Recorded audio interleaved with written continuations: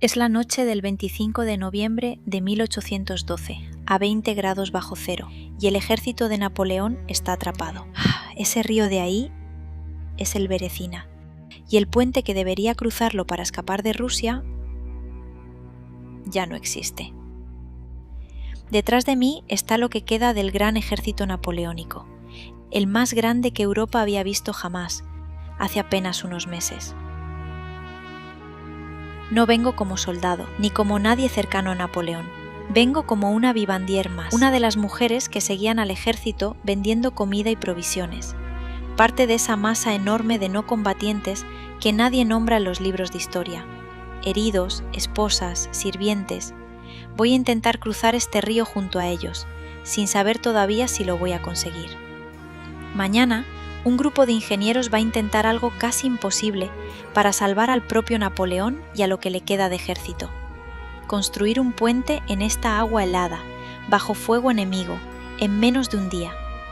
Si lo consiguen, parte de este ejército sobrevive. Vamos. Si no, aquí se acaba todo para todos nosotros, Napoleón incluido.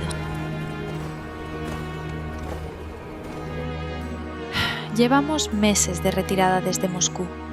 De los más de 400.000 soldados que cruzaron hacia Rusia en junio, ya solo quedan unas decenas de miles capaces de combatir. El resto está aquí, en esta orilla, o ya no está en ninguna parte. Nieva sin parar. La gente se amontona en el bosque cercano, sin techo, esperando. Nadie sabe todavía si mañana va a haber una forma de cruzar este río. Son las 8 de la mañana.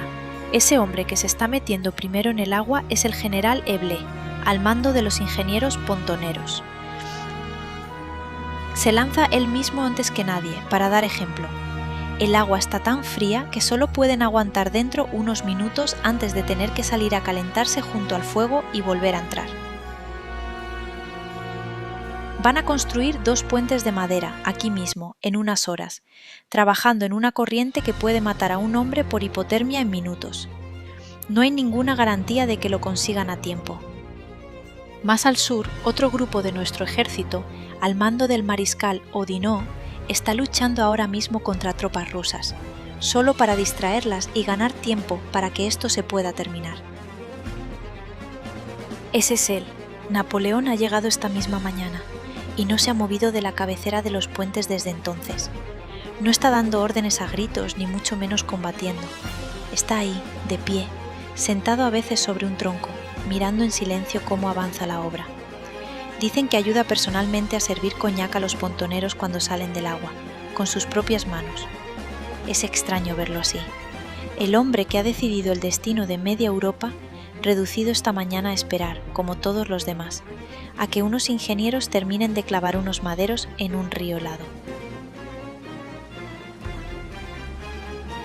Los puentes ya casi están listos y aún así esta multitud no se mueve. Están agotados, hambrientos, muchos apenas pueden caminar.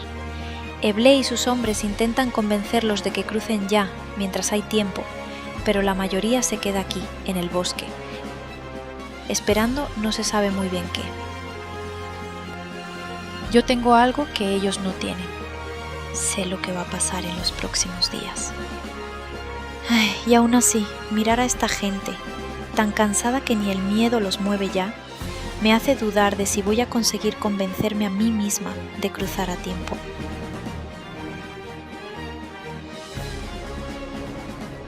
La caballería va cruzando primero, rápido, para asegurar la otra orilla.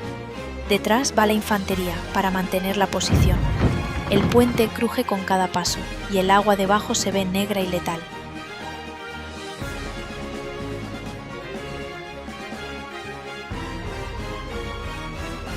Esta noche, el 9º cuerpo del mariscal Víctor va a cruzar también, y detrás de ellos una multitud enloquecida y desorganizada va a taponar los puentes una y otra vez, empujándose entre sí sin ningún orden. Es mediodía del 27 de noviembre. Napoleón y su guardia acaban de cruzar. Él ya está a salvo en la otra orilla, pero aquí, en esta misma orilla donde sigo yo, todavía queda una masa enorme de gente que no ha cruzado, entre ellos mucha gente como yo, que no combate, que solo sigue al ejército porque no tiene ningún otro sitio a donde ir. Tengo que cruzar pronto. Todavía no sé cuánto tiempo va a durar esto. ¡Ya están aquí! La caballería cosaca acaba de alcanzarnos. Todo el mundo intenta llegar al puente al mismo tiempo. Es un caos total. Gente cayendo al agua helada, aplastada entre la multitud, alcanzada por el fuego que llega desde atrás. La retaguardia suiza del mariscal Oudinot está intentando contenerlos para que el resto podamos cruzar. De varios miles de esos hombres, solo van a sobrevivir unos 300. Estoy cruzando, no miro hacia atrás.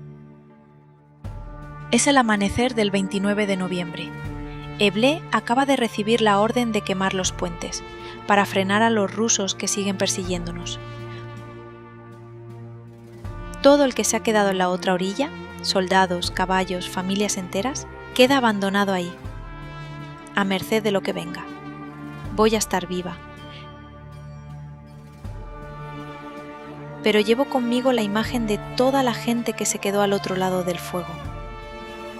De los 450.000 hombres que cruzaron hacia Rusia en junio, apenas unos 30.000 van a lograr salir de este río con vida gracias a estos puentes. De los propios ingenieros que los construyeron, trabajando en esta agua helada durante días, menos de 140 van a sobrevivir para llegar a Königsberg. Desde este mismo desastre, en francés, la palabra berecina pasó a significar simplemente catástrofe. Ahora entiendo exactamente por qué. Si te ha gustado mi viaje, dejadme un like y comenta abajo dónde quieres que vaya la próxima vez.